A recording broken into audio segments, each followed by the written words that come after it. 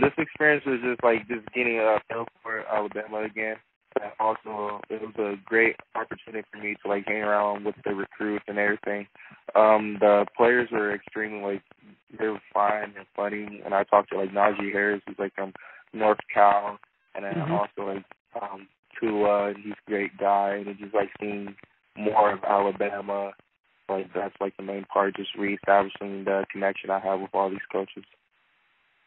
When you visited Alabama that first time, you quickly named Alabama your leader.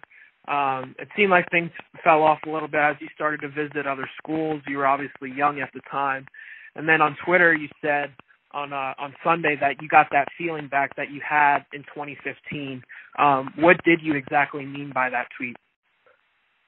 I mean the feeling how great of a school Alabama is. And then they just came off a national title, still the #1 school, and just seeing the weight room and the facility, and then just the coaches and everything. So I'm just having that feeling I had before 2015. When you, I know that they've been having the recruits take pictures with the national championship trophy that they obviously won earlier this month. They've been showing the crystal ball around. What is it like as a recruit to know that, Nick Saban, every single signing class that he's had at Alabama has won a national championship? Does that weigh on your mind at all, knowing that if you do choose a school like Alabama, that there's a very good chance that you would win a national championship one day? So how does that affect you? That definitely weighs in a lot because not too many schools could say they've even been to a national title or even won one. And basically, my main goal is just to win a national title, and then if Alabama is the best place for me, then I'm gonna go there and win the title. Because seeing that crystal ball, that's my first time ever seeing crystal ball. I was whoa! And I actually got to hold it and take a picture of it. It was a pretty awesome moment, and also just being around Coach Saban and all the other great coaches he has. With you being such a priority target for Alabama, how much time did you get to spend one-on-one with Coach Saban this past weekend, and what is his message to you? I spent a ton of time with Coach Saban. Him and I got to eat at the breakfast table quite a few times, 3 times, and he also ate at my dinner table, and then we had a one-on-one conversation. And then pretty much he's keeping it real with me, saying we need DBs. He has 6 DBs leaving Alabama, and he just needs to replenish, and he feels like I'm a top guy for that to come in and step in. Now the fans want to know, we saw your tweets, what makes those pancakes so good? I honestly do not know. Maybe it's because it's skinnier. It's not as thick as other pancakes, but I actually tasted the pancakes, the buttermilk and whatever was in it, and it was delicious. I looked at Coach Saban to my left because he's at my table. Coach Saban, how could you do this to me? This is the best pancakes ever. He's I know, Isaac. And I was in love with it. I was whoa. You mentioned the fact that Alabama is losing 6 DBs. A lot of them are expected to go early in the NFL draft. When you look at the schools you're still considering, how would you say Alabama's depth in the secondary compares to the other schools still on your list? Their depth, this all the schools I'm kind of considering, their depth is kind of low. But Alabama's depth is really low. Basically, realistically, they don't have 4 corners. 4 DBs that got a chance to play last year or all the years they've been at Alabama. And right now they just need more DBs, and pretty much so they're just trying to get the best guys and everything. And then pretty much I just gotta make the decision if I want to go there or not.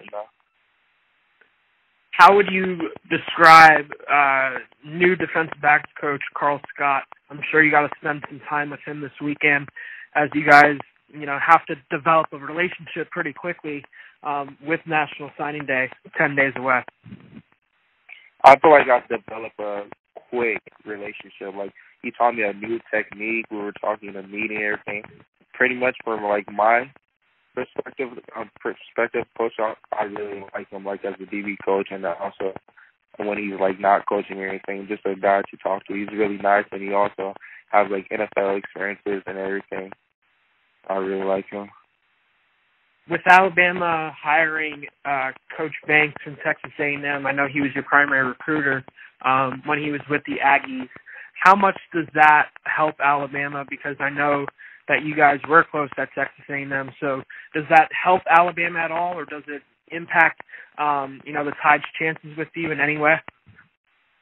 It impacts it because Coach Banks basically my favorite recruiter. I love talking to him, and he's fired up, and also he'll pretty much use me on special teams because that's his his main position coaching part, and then that's pretty much. I just love him. That's my favorite recruiter and guy just to talk to.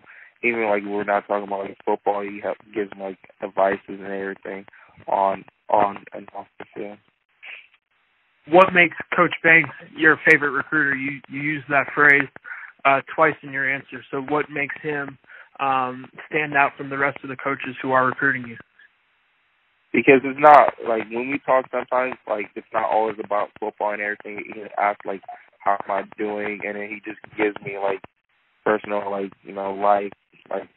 helps and stuff like that, saying get your degree, and then just we need any questions, ask me even he once told me if I wasn't going to Texas, he said feel free to hit me up and everything. That's the part I like about him also. And with there being only 10 days until National Signing Day, which schools do you know are going to be finalists when that Wednesday comes around in February? I would say Alabama, USC, Tennessee, Texas A&M. Now, you were expected to make an official visit to Georgia.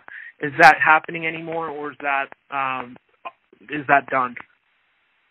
Right now, I basically cut ties with Georgia since Coach Jay Vahu left, and then that was kind of my main career, main connection ties, and then pretty much, and then we couldn't get an official visit on a weekday because I had my weekend booked. So I feel it was best, just cut ties, and then just get serious about the last 4 schools I'm at right now. When you do make your decision on National Signing Day, what's going to be that most important reason for why you end up choosing that school? The most important reason, honestly, is just because it's the best place for me and the best spot for me, and the best opportunity for me to succeed, honestly. And with these final days until signing day, how are you planning on figuring out which school you want to be at? Do you have an idea of where you want to be at, or are you planning on using these next few days to sit down with your family and discuss which school do you think is the best fit for you? Honestly, I need right after I take this Tennessee, I'm still thinking on which schools I'm really want to go to. I'm just just talk about it, think about it myself. And I took notes on the school for me to know, see the pros and cons, and just compare it, and just see what's for me, honestly. And just also ask my dad, my mom, friends, just to see what they think of my very close friends and everything, And then after this official visit to Alabama, how would you classify Alabama's chances of landing you on National Signing Day? Alabama has a high chance, honestly. I'm going to keep it like that, keep it 100.